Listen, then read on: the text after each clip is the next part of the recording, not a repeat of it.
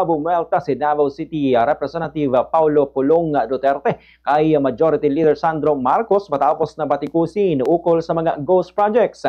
Una kasing sinabi ni Duterte na kaya pinili ni Pangulong Ferdinand Marcos Jr. si Isabela Representative Faustino Bogie III na pumalit kay dating Speaker Martin Romualdez para pagtakpan ng mga bulok na sistema dahil sa pagkakasangkot ng ilang mambabatas mula sa questionable flood control projects.